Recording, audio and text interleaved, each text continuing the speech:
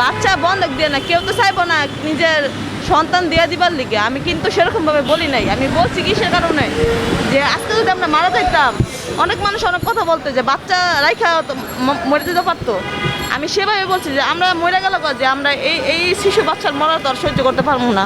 ওদেরকে যদি কেউ কাছে দিয়ে হইলে যদি মরতে পারতাম, তাও শান্তি পেলাম বলে আমরা সেভাবে কথাটা বলছি। কিন্তু এটা অনেক মানুষ অনেকভাবে নিতে আসছে যে বাচ্চা কেমন মা, বাচ্চা বন্ধক দিয়ে দিব, এটা করবো সেটা করবো। কিন্তু এটা যার উপর দিয়ে যায় সেই বুঝে কে বাচ্চাকে কে দিয়ে দিতে পারে আর কে বাচ্চা রাখে কি। এটা তো মনে করেন নিজের বাচ্চা দিয়ে দেওয়া মানে মারা যাওয়া একই কথা আর কি। ভাই বাচ্চা দিন যদি দিয়ে দেই, বাচ্চা দিয়ে দিই ভাই, যেদিন দিব সেই দিন আমরা মরে যাবো ভাই, সেদিন মারা যাবো কসম ভাই। এই দুনিয়ার কোনো শক্তি আমাদের বাঁচাতে পারে না। স্বয়ং যদি প্রধানমন্ত্রী আসে, যদি বলে যে না এইভাবে আমরা বাঁচবো না, আমরা বাচ্চা যদি দিয়ে দেই সেদিন মারা যাবো। হ্যাঁ, সেটা বলা যায় যে বাচ্চা নিয়ে রেন থেকে মুক্ত হতে পারবো, কিন্তু আমরা বাঁচবো না। আজকে 1 সপ্তাহ যাবৎ রেনের জন্য আমরা ঘর থেকে পালায়ে পালায়ে রয়েছি। মানে মানুষ অনেক ধরনের কথা বলে যে আমরা যদি ধরেন আজকে 10 দিন আগের কথা, যদি আমরা মারা যাইতাম, আমরা এমনও পরিকল্পনা করছি যে চলো আমরা মইরা যাই, যে কি করবো, এত টাকা রেন নিচ্ছি দিতে পারতেছি না, না দেওয়ার কারণে চলো আমরা মারাই যাই। পরে ভাবতেছি যে মারা গেলে কি হইব, যে আমাদের 2টা বাচ্চা আছে, তাগরও তার মারতে পারবো না, নিজেরা মইরা যাবো, তাগরও তার মারতে পারবো না। তার জন্য এই বাচ্চা নিয়ে না পাইলে আজকে প্রেস ক্লাবের মধ্যে আসছি। কারণ এখনকার মানুষ এখন অনেক, কারণ কারো বিশ্বাস নেই, কারণ আত্মীয় স্বজন কেউ কোন খোঁজ করে না, অনেকে পরিচয় দিয়ে যায় না। কারণ দুষ করছো তুমি, তোমার দোষের খেসার তুমি করবো, আপনার ঠিক।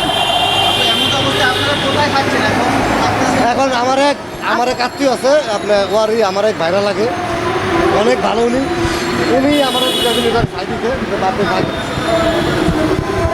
একটু থাকেন। আজকে সোমবার আমার ঋণের পর আজকে কিস্তির জন্য আমি মনে হয় আজকে বাড়িতে গেলে ঠিক থাকতে পারবো, আমি থাকতে পারবো না।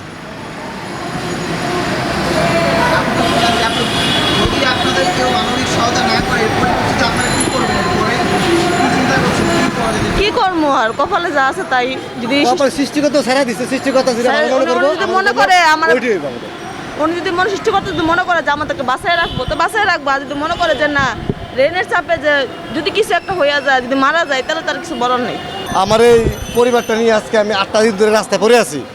এই এত টাকা ঋণ হয়েছি যা বলার বাইরে। যা আমার অনেকে বলতে পারে যে ভাই আপনি চাকরি বাকরি করেন না কেন বা কী করেন না কেন, ভাই আমি যে পরিমাণ টাকা ঋণ হয়েছি ব্যবসা ঋণ করে নিয়ে, তো এটা আমি চাকরি করে 10 বছর বা 20 বছর আমার এই টাকা সুতরাং সম্ভব না। তার মধ্যে আমার এই 2টা বাচ্চার শিশু বাচ্চার পরিবার, আমি শিশু বাচ্চাকে পুরো ধ্বংস করে দিচ্ছি। এখন আমার জন্য আমার পরিবারটা পথে বসে গেছে ভাই।